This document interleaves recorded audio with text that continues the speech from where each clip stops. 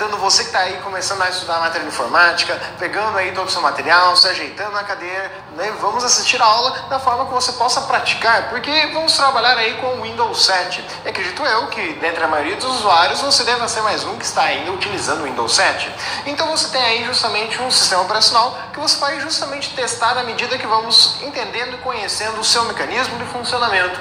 E às vezes você vai identificar coisas que, por mais que você já esteja utilizando ele há um bom tempo, você simplesmente não conhecia. Você olha para o sistema e fala que nunca soube que existia aquele negócio. São ferramentas extremamente legais, recursos muito legais, bacanas de serem utilizados e que auxiliam a sua vida em vários aspectos. E que às vezes você nem sabia que existia. Então, a partir de agora, vamos entender e conhecer esse universo que são as ferramentas aí em uso. Bem, primeiramente, o Windows 7 ele foi um sistema operacional lançado em 2009, ali em meados de outubro de 2009. A ideia é que ele fosse um sistema que ele não sofreu muita atualização. Comparando aí dentro da sua evolução, ele vem aí logo depois do Windows XP, eles lançaram o Windows Vista e veio o Windows 7. O Windows 7 ele veio mais com um monte de correções sobre o Windows Vista do que mais com novidades mesmo. Mas ainda assim trouxe algumas coisas bem bacanas que ficaram mais leves, tornaram o sistema mais leve, tanto que nós vamos ver algumas características aí postas nesse contexto. O Windows 7, ele saiu com as versões que são chamadas edições pela própria Microsoft. A edição Starter, que você tem aí como sendo a mais básica, é aquela que tem menos recursos e ferramentas. Ela possui limitações, por exemplo, que não deixa abrir um determinado número de programas ao mesmo tempo. Então ela tem muitas limitações. O mais comum entre os usuários domésticos é até o uso da Home Basic ou a Home Premium. Apesar que a Home Premium é a mais comum entre os usuários domésticos. A mais interessante aí, e que normalmente acaba sendo citada entre as provas, eles vão estar utilizando aí ou o Home Premium ou vão estar falando sobre o Professional. Muito difícil eles vão falar sobre a versão Enterprise ou Ultimate. Por quê? Porque são versões que trazem aí a ideia mais completa da estrutura com ferramentas e recursos que normalmente um usuário doméstico não iria fazer uso. Então, por exemplo, a Ultimate, ela tem suporte a todos os idiomas, ela traz aí várias ferramentas, é a versão completa mesmo do Windows. Tem tudo quanto é recurso feito para a versão 7, do Windows 7 no caso, está dentro do pacote Ultimate. Então o Professional é o que vem aí com as ferramentas, digamos, da sua funcionalidade mais comum para os usuários domésticos, assim como a própria Home Premium nessa análise. Então o que você tem aí então, são simplesmente as 6 edições que o Windows foi lançado. Então muito cuidado aí com elas, justamente dentro desse princípio, porque há questões podem citar, olha, só saiu essa edição, só aquela.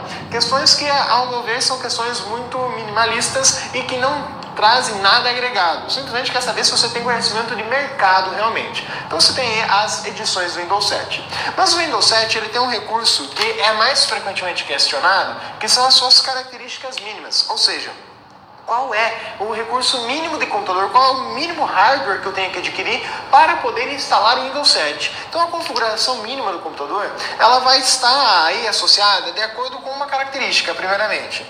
Se você vai querer instalar o Windows 7 na sua versão 32 bits ou na sua versão 64 bits. Para isso, claro, se você for usar o 64, você tem que ter um processador que suporte 64 bits. Já no caso 32 bits, pode ser instalado, por padrão, claro, em um processador 32 bits, como também posso instalá-lo em um computador cujo processador seja 64 bits. Isso não é um empecilho. Claro que eu vou ter aí um melhor uso, um melhor aproveitamento do computador se eu colocar uma versão do sistema condizente com o hardware que eu tenho. Aí seria mais indicado. Mas às vezes isso se torna impossível, porque você observa que o 64 bits ele precisa no mínimo de 2 GB de memória, enquanto que o 32 bits ele funciona com 1 GB tranquilo. Então essa já é uma diferença. Em espaço de HD também, por exemplo, o 32 bits ele precisa de apenas 16 GB, enquanto que o 64 bits precisa de 20. Isso inicialmente. Claro, se você for instalando novas atualizações, novas ferramentas, for instalando programas e com o tempo isso aí vai aumentando. Esse comparativo com o Windows Vista. O Windows Vista ele cobrava praticamente 40 GB de HD para você conseguir instalar o sistema operacional. Algo absurdo para a realidade em que ele foi lançado. Então um problema aí que foi contornado e melhorado na versão do Windows 7. E os processadores têm que ter a velocidade mínima de 1 GHz. Independente se seja o 64 bits ou 32 bits, o processador tem que ter no mínimo aí a opção de 1 GHz. Então você tem aí a possibilidade de estar fazendo uso desta arquitetura, pode usar o sistema Windows 7 sem problemas. Então, quando você usa o Windows 7, você já deve ter notado que as versões do Windows, cada vez que são lançadas, elas trazem algumas ferramentas a mais. E dentre essas ferramentas a mais, aqui eu destaquei as principais. Claro, você tem uma lista mais completa do que veio como novidade aí no seu material. Aqui vamos destacar as principais e comentar acerca delas. Por exemplo, o Windows 7, ele começou aí a oferecer o maior suporte às telas sensíveis ao toque. Com ele, você consegue usar mais facilmente os dispositivos touchscreen. Sim, essa é uma versatilidade que ele oferece. Mas ele não é criado essencialmente para este objetivo. Ele não foi criado só para usar em telas sensíveis ao toque. Ele ainda mantém o pé dentro dos dispositivos com entrada de mouse e teclado e ainda possibilita e melhora o processo, a interação com telas sensíveis ao toque, com outros dispositivos relacionados a. Então você tem essa maior flexibilidade do sistema. Ele traz aí a ideia dos gadgets, na verdade, já existentes dentro do próprio Windows Vista, começaram a partir do Windows Vista e se mantendo aí dentro do Windows 7. Mas o que eles mudam neste contexto é que no Windows Vista você tinha que usar necessariamente esses gadgets em um painel lateral. Já no Windows 7 eles passaram a ficar livres na tela, você pode colocar em qualquer espaço da tela. Então é variante aí deles. O recurso bibliotecas. Recurso bibliotecas é uma ferramenta aí que passou a existir a partir do Windows 7. É bem bacana, interessante e que tem aí as suas devidas observações. Interface Ribbon. O que é interface Ribbon dentro do contexto?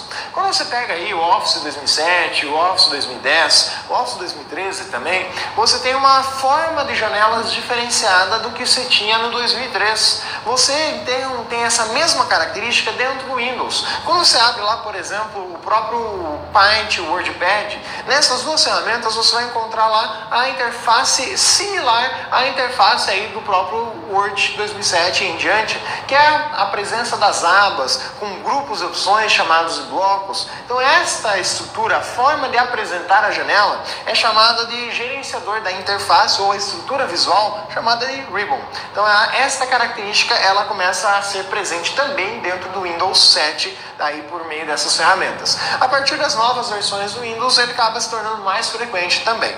O UAC, o que é esse UAC aí que pode aparecer simplesmente pela sigla nas provas? O UAC é o User Account Control, ou seja, é o controle de conta do usuário. Este processo, ele permite você, por exemplo, definir o que um usuário pode fazer no computador, quais são os acessos que ele pode realizar a determinadas páginas da internet, se o usuário pode ou não fazer instalações. Então você tem vários recursos aí. Então muitas vezes quando você vai instalar algum programa, na estrutura padrão do sistema, fica aparecendo uma janela pedindo para você, olha, qual que é o seu usuário e senha para que eu possa instalar esse programa. Você pode desabilitar isso. Se você tem de saco cheio que fica aparecendo todas as telas pedindo usuário e senha, você pode ir pelo controle do usuário, controle de contas aí, e fazer, olha, eu não quero que fique solicitando mais a senha para que sejam instalados programas. Pronto, resolveu o problema.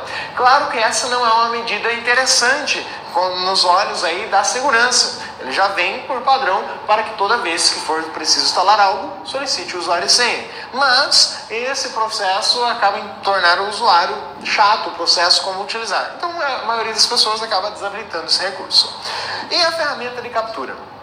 Ferramenta de captura, ou simplesmente podemos citar ela como captura, é um recurso que também passou a existir a partir do Windows 7. Um recurso bacana que eu mesmo utilizo muito para montar esses materiais aí que você está utilizando, porque você está tirando fotos da tela. Então a ferramenta de captura é uma evolução do print screen, podemos dizer. Porque quando você está usando o computador, você tem uma tecla do sistema operacional e não do programa em si, que é a tecla da atalho print screen. O que acontece é que quando você utiliza apenas a tecla print screen, você vai observar que vai ser tirada uma foto da tela inteira. Só que você pode realizar o uso dela combinando também com a tecla Alt. E aí você vai tirar foto apenas da janela que estiver ativa. Essas duas teclas, ou combinações de teclas no caso, você tem ela como sendo uma tecla do Windows e não do programa que está em uso apenas. Ela tira foto apenas da janela ou da tela inteira. Com a ferramenta de captura você consegue tirar fotos ou recortes de áreas mais específicas da tela. Então você, ao acioná-la, consegue identificar apenas um pedacinho. Quero tirar foto dessa imagem, quero tirar foto desse botão. Com isso fica mais prático fazer aí imagens de ferramentas. E o Aero foi bastante melhorado aí digamos, tunado dentro do Windows 7, porque no Windows Vista ele era lento pra caramba, no Windows 7 ele se tornou mais interessante. O que ele traz de novidades? Ele traz aí o Aero Shape, o Snape, o Aero Shake, propriamente dito no caso, e o Aero Peak. Então são variações do Aero. O que elas trazem? Elas trazem recursos em geral de transparência, mas vamos ver aí aos poucos o que é cada uma delas e em que ambiente elas se remetem. Mas primeiramente, quando a gente entende este universo Windows, entendemos que ele é um sistema operacional, que ele está ali para controlar o computador. E esse sistema, ele traz vários recursos dentro dele para que nós possamos ter uma maior interação, para que nós conseguimos controlar a máquina efetivamente. Então essas características todas são características que o sistema operacional Windows nos favorece aí. Então, por exemplo, temos lá a área de trabalho. O que é a área de trabalho do Windows? A área de trabalho é o espaço principal dele. No Windows 7, você tem ela como uma base. Se você pegar aí outras versões, por exemplo, o Windows 8 trabalha com essa estrutura diferente. Sim, mas você tem duas versões diferentes, que têm objetivos diferentes. Então aqui você tem a área de trabalho como estrutura base. O cuidado ao entender ela como base é que ela aparece em comparação com outras características. Por exemplo, quando você olha lá a hierarquia de pastas, você vê, olha, mas está tudo dentro da área de trabalho. Não, a área de trabalho é apenas um local. Neste caso, como uma base para que nós possamos ter o início. Poder ter um ponto de partida para poder usar as ferramentas e encontrá-las. Mas ela é apenas um aglomerado e uma informação organizada e não algo que contém outros recursos. O que está presente na área de trabalho, efetivamente, são os ícones, a barra de tarefas, o menu iniciar e os gadgets. Então estes são os componentes que estão aí estruturando a área de trabalho do sistema operacional Windows. Mas, dentre esses componentes, vamos entendê-los aos poucos. Por exemplo, o que é um ícone? Um ícone ele é nada mais do que uma estrutura que representa um programa, um documento, uma ferramenta que você queira utilizar. Então é a ideia de uma imagem que, ao ser observada, facilmente identifica uma outra ferramenta. Por exemplo, aqui você observa o E com uma simples auréola ao redor dele. Você olha assim, pô, mas isso aí lembra o Internet Explorer. Exato, essa é a ideia do ícone. Fazer com que você lembre e associe a ferramenta que você quer utilizar. Para não ter que ficar usando sempre texto no lugar aí como um botão. Então a ideia é algo mais visual mesmo. A barra de tarefas, ela é a partir do menu iniciar. Pode-se dizer que o botão iniciar, ou também chamado menu iniciar, está dentro da barra de tarefas. Não há problema nisso. Não posso dizer que uma coisa está dentro da outra. Mas a barra de tarefas em si, ela seria a partir do botão iniciar até o finalzinho dela lá na lateral direita. E ela tem algumas partes mais importantes e relevantes aí no processo. Vamos dar uma devida olhada. Então a barra de tarefas ela é composta de que maneira? Você tem aqui os ícones dos programas que são apresentados meio que como uma junção dos conceitos que se tinha aí lá dentro do próprio Windows 7, tá? No próprio Windows XP você tinha essa mistura. Por exemplo, no Windows XP você tinha a barra de inicialização rápida e você tinha a opção de colocar os programas abertos na forma de que aparecia o seu nome apenas e uma indicação do ícone. Aqui não aparece mais o nome do programa, apenas o seu ícone. Só que também eu tenho o mesmo ícone que eu utilizo no lugar fixo. Eu posso deixar ele sempre ali. De tal modo que, mesmo que eu simplesmente ligue o computador sem ter nada aberto, portanto, ele já vai estar ali. Então este ícone foi fixado. E a esta característica se dá o princípio de fixar a ferramenta ou fixar o programa à barra de tarefas. Então quando você clica com o botão direito em cima de algum programa, do ícone do programa no caso, ou seja esse ícone que esteja no menu iniciar ou mesmo lá na área de trabalho, quando você clica com o botão direito no ícone, tem lá a opção fixar na barra de tarefas. Significa que você quer que aquele programa, o ícone dele sempre apareça aqui. E quando você acessa, você vai perceber que ao abrir uma janela do devido ícone, ao redor dele vai aparecer um quadrado. Este quadrado está indicando que existe uma janela aberta. O único que foge essa regra é o Internet Explorer, que abre uma para cada aba. Mas, em via de regra, quando aparece aí como um retângulo sobreposto, como um outro quadrado aí marcado, significa que existe mais uma janela aberta daquele mesmo programa. Então esta é a organização que ele oferece. E dentro dessas ferramentas, também aí cabe alguns recursos do Aero. Por exemplo, quando você coloca o mouse em cima de um desses ícones que tem mais de uma janela, vai mostrar aqui como um painel de miniatura, em que ele ilustra as janelas, a miniatura das janelas que estão abertas, de tal modo que ao colocar o mouse em cima de uma delas, você vê exatamente ela, deixando as outras opções simplesmente transparentes para que você possa visualizar apenas aquela de seu interesse. Se você quiser, você clica. Inclusive dá para assistir vídeos por meio dessa miniatura. Você deixa lá, está usando algum programa, deixa o mouse aqui em cima e ele vai ficar mostrando na miniatura o vídeo rodando. Então é um recurso bacana que dá para ser utilizado em várias situações, de uma forma bem dinâmica mesmo. E aí, dentro da própria barra de tarefas, você encontra lá na sua lateral direita um outro espaço. Um espaço onde você tem a informação da hora e da data. Quando aparece apenas a hora, é porque você está usando ícones pequenos. E assim, ele não tem espaço para representar a hora. Mas é totalmente configurável essa estrutura. Esse espaço é chamado de área de notificação.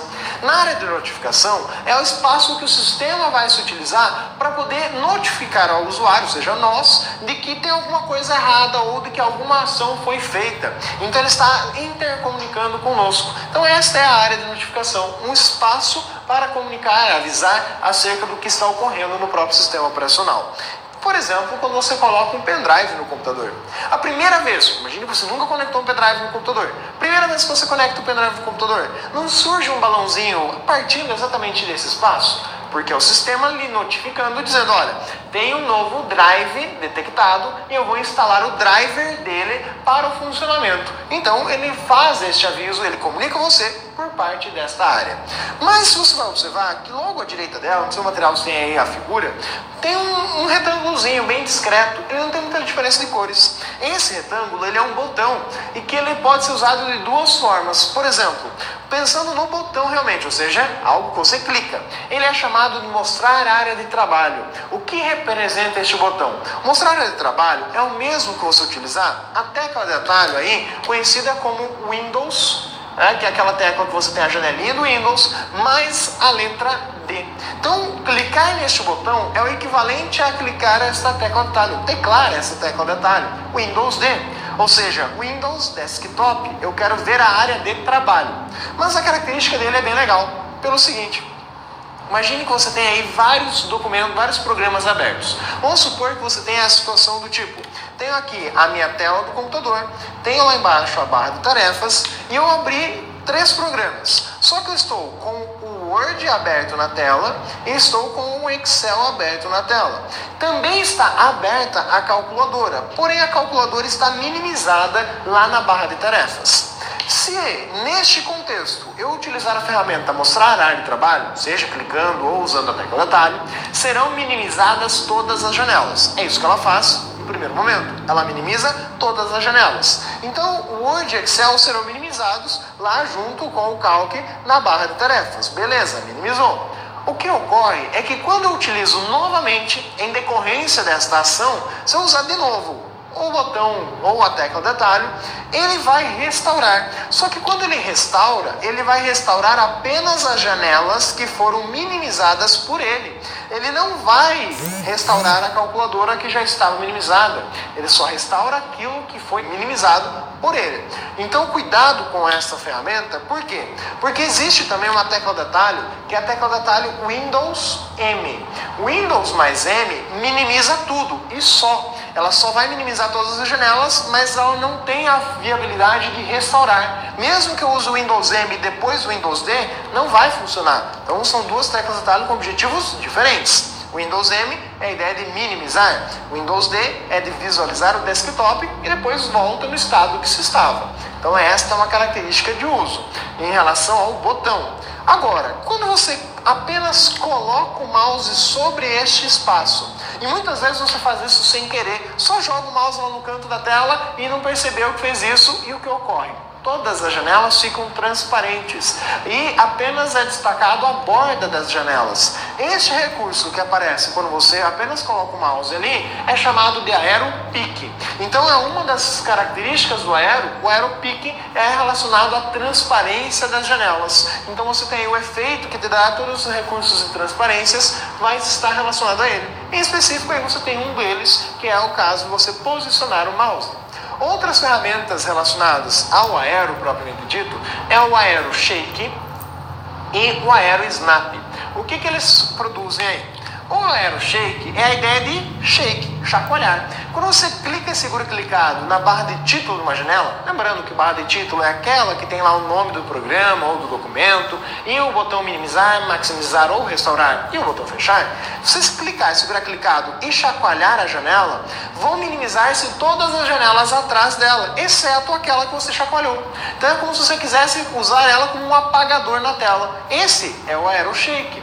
Só que o detalhe é que assim como o Windows Desktop, aí, a ideia de mostrar trabalho, se você fizer novamente a ação, ou seja, cliquei, segurei clicado, chacoalhei a janela, minimizou todas as demais, manteve ela aberta. Se eu clicar de novo, segurar clicado e chacoalhar, vão se restaurar aquelas janelas que foram minimizadas e, claro, a que eu cliquei e chacoalhei continua da mesma forma que estava. Então, um recurso aí do Shake. O Snap é a ideia de você simplesmente expandir as telas. Por quê? Quando você dá um clique duplo na barra de títulos, o programa ele vai automaticamente expandir e ajustar a tela, ocupando aí o espaço da tela inteira. Mas também quando você clica, segura clicado e encosta na barra de cima da tela do computador, no espaço, no limite superior da tela, ele vai maximizar também. Assim como se você clicar, segurar clicado e encostar na lateral da tela, ele vai dividir a janela. Ele vai pegar e fazer com que a janela que você está colocando na lateral ocupe só aquela parte da janela, a metade da janela. E eu posso fazer o mesmo com outra e grudar na outra lateral, dividindo a tela meio a meio. É um recurso bacana aí e muito prático. Hoje em dia, praticamente não consigo viver sem essa ferramenta e muitos usuários que já descobriram ela também. Mas esta ideia de clicar e arrastar e grudar na lateral direita também pode ser feita por meio da combinação da tecla Windows com a seta para a direita ou seta para a esquerda. Claro que se a janela estiver maximizada, primeiro ele vai restaurar e depois ele vai jogar para a lateral indicada. Então você vai ter que fazer 2 vezes a ação. Mas se você está aí com a tela restaurada, ou seja, ocupando apenas parte da tela, e segurar a tecla Windows e setinha para cima, ele vai maximizar a tela. Então eu acredito que você esteja fazendo todos esses testes enquanto estamos aí comentando, porque você pode perceber que isso não causa nenhum problema ao computador, apenas redimensiona a tela e você não perde nada, porque você apenas está ouvindo e testando a ferramenta. Não estou escrevendo aqui nada para você ficar se perdendo aí. Então simplesmente são testes que você deve fazer e inclusive agregar ao seu dia a dia, mas sempre lembrando que eles fazem as ferramentas e quais são os resultados produzidos por ela. Então cuidado com o uso da ferramenta propriamente dita aí. Então esta é a área da sua barra de tarefas e como ela é disponibilizada. O botão iniciar, ou também ainda chamado pelas provas de menu iniciar, ele também tem novidades. O que ele proporciona aí para nós? Ele traz primeiramente um espaço de pesquisa que ao invés de ficar lá todos os programas, vai lá e caça o programa dentro do computador, você simplesmente vai e começa a digitar. Por exemplo, se eu começar aqui a digitar Calc, aqui dentro, eu tenho que ter um cuidado. Por quê? Se eu estiver considerando apenas o Windows e sem mais nada instalado, ao digitar Calc, a primeira informação que vai aparecer neste espaço, ao invés de ter aqui todos os programas e o nome dos programas em específico, vai aparecer os programas que começam com aquele nome ou que tem a parte do nome com aquela escrita que eu utilizei. Então o primeiro cara que vai aparecer vai ser a calculadora. Mas isso se considerar apenas o Windows. Se ele comentar que tem lá o BROffice instalado, além da calculadora também vai aparecer o BROffice Calc. Se ele falar que tem o Microsoft, não vai fazer diferença para você. Mas o BROffice nesse caso faria, fora outros programas que possam ter o mesmo nome. Mas também, por meio deste campo, às vezes o que você está procurando não é um programa, e sim um arquivo. Aí, a partir desse caminho, você também consegue chegar à pesquisa por arquivos e pastas que tenham este nome. Mas, a priori, ele trabalha com a busca pelos programas que tenham essa nomenclatura. Se ele não encontrar programa, ele vai buscar ferramentas. Se ele não encontrar ferramentas, ele vai encontrar aí alguma opção, algo que tenha aquela palavra que você utilizou aqui como chave na busca. Então, esse é o cuidado em relação à utilização dessa ferramenta mais prática aí. Um recurso bem bacana e tornou bem dinâmico a utilização. Também vamos observar que ele mantém uma característica. Existe uma linha que separa as informações, em que, primeiro você vai observar que aquela parte acima, a linha e aqueles itens que dividem acima, são os programas que você vai marcar como sendo programas favoritos. O o que são esses programas favoritos? Aquela mesma ideia de fixar na barra de tarefas também é válida no menu iniciar.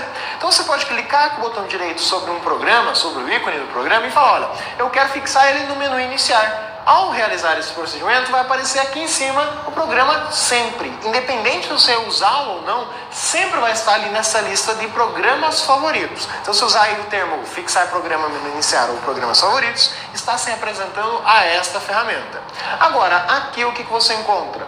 Você também encontra os últimos programas acessados, ou seja, os programas mais recentemente utilizados. E claro que vai estar hierarquicamente organizado. O que está aqui no topo é aquele que você usa com maior frequência. O que está mais abaixo é aquele que você usa com menor frequência. Então você tem aí os programas. Além disso, você observa que em um primeiro momento, o que aparece nessa lateral esquerda são as ferramentas que são chamadas aí de locais, como o painel de controle, o meu computador e os meus locais de rede, eles aparecem aqui, além do nome do próprio usuário. Porém, quando você identifica um programa que ele apresenta uma seta para a direita ali, esse programa normalmente é um editor de arquivo. Pode ser um editor de arquivo de texto, um editor de planilha, pode ser um editor de desenho, pode ser um editor qualquer. Ou mesmo um programa de player de música, vídeos, que quando aparece ele assim, significa que ao selecionar a opção do programa nessa lateral esquerda do botão do menu iniciar, ao simplesmente selecionar, nesse painel direito irão aparecer aí os documentos recentes relacionados a este programa. Então são os recentes do programa, isso que é bacana. No Windows XP era tudo misturado os recentes. No Windows 7 ele começou a separar. Assim eu consigo ver mais documentos recentes e não apenas meia dúzia como era o que você tinha lá no próprio Windows XP. Então recurso aí recentes, apropriado e indicado para cada documento, para cada programa que você trabalha. No próprio Windows 7 também temos vários acessórios. Destaquei aqui os principais, você tem a listinha aí mais completa. Os acessórios estão lá dentro do botão iniciar, todos os programas, acessórios. Você tem aí que entender o princípio, que no Windows ele tem editor de texto, não é o Word. O Word é do Microsoft Office, você instala em sua parte. Qual que é o editor de texto do Windows? Os editores de texto do Windows são o bloco de notas e o WordPad. Estes são editores de texto. Simples, sim. Você tem aí a figura de todas as telas para poder entender e ver quais são. O WordPad, ele tem ferramentas de edição. Por exemplo, formatação de fonte, parágrafo, o WordPad oferece isso. O bloco de notas não. O bloco de notas é mais simples. O bloco de notas, ele tem formatação? Tem, mas é formatação de tamanho de letra, formatação do tipo de letra e se você quer usar negrito itálico, só.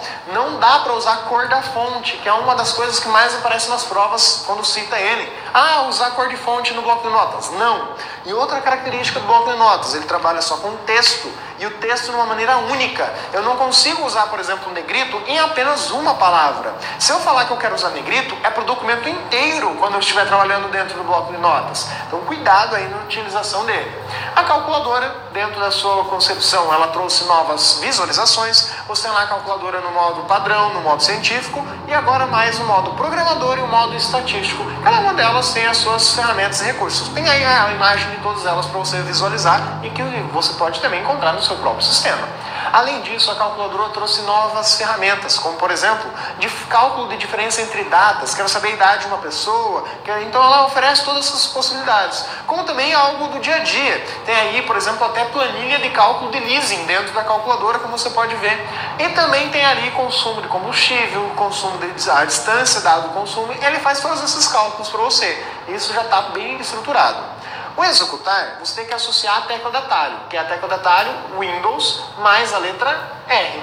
Então o Windows R vai abrir a janela do executar. Então ele tem essa característica, bem como o Windows Explorer tem como tecla de atalho a janelinha do Windows mais a letra E. Então o Windows Explorer ele vai abrir aí por meio desta combinação de teclas de atalho.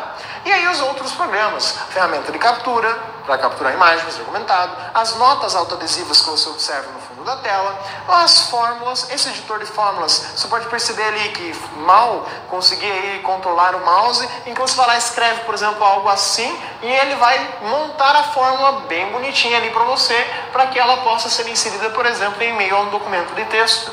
Então você faz os rabiscos e o programa entende o que você queria representar. Claro, depende do rabisco que você fizer. E o Paint como editor de desenho do Windows propriamente dito. Então cuidado com essas ferramentas na sua descrição atenção no que elas são, propriamente dito, por conta da associação que vai se dar na prova. Vamos resolver aí alguns exercícios para ver como que eles vão colocar isso para você nas questões mesmo? No Microsoft Windows 7, utilizar o atalho do teclado Alt Tab, ou seja, pressionar simultaneamente as teclas Alt e Tab, tem função de desligar o computador, transferir a imagem ativa para um projetor, alternar entre as janelas abertas, executar o prompt de comandos ou botar o computador em modo de espera. Bem, dentre as opções você tem a Alt Tab. Alt Tab é alternar entre as janelas dos programas abertos. Então a alternativa correta é a alternativa C. Mas dentre essas opções também é possível combinar com o Windows Tab. O que é o Windows Tab? Vai fazer a mesma opção, só que com o efeito 3D, com o efeito Shuffle, que seria trocando aí e imaginando como se fossem páginas e folhas de um documento. Então você pode fazer inclusive essas duas combinações combinando com a tecla Shift, ou seja, Alt Shift Tab também faz a alternância entre as janelas abertas, só que para o sentido inverso. E Windows Shift Tab, mesmo procedimento, com efeito 3D, só que no sentido contrário. Então a opção correta, alternativa C. Vamos a mais uma questão? Quando no Windows 7 é utilizada a tecla de atalho Ctrl C, Ctrl mais C, sobre um texto selecionado, o conteúdo desse texto vai para área de transferência, arquivo de texto, área de trabalho ou pasta de documentos. Esta questão eu trouxe para você pelo seguinte, ela traz justamente algo muito comum nas questões, que é tentar induzir o candidato a confundir o conceito de área de trabalho com área de transferência, por conta da similaridade das palavras, dos nomes. Lembre-se, a área de trabalho é o espaço que nós estamos trabalhando, a área de trabalho no Windows, também chamada desktop. A área de transferência é um espaço temporário. O que fica dentro da área de transferência? Aquilo que nós copiamos ou recortamos e que está aguardando para ser colado em algum lugar. O print screen também vai jogar a informação, a imagem da tela que você tirou foto para a área de transferência e vai ficar lá aguardando você colar em algum lugar. Então não basta usar o print screen, tem que colar a imagem em algum outro programa, mesmo que seja o próprio Word ou o Paint para poder editar a imagem depois. Então cuidado aí no uso dessas ferramentas e principalmente das teclas atalho da ferramenta. Procure resolver essas questões relativas ao sistema operacional Windows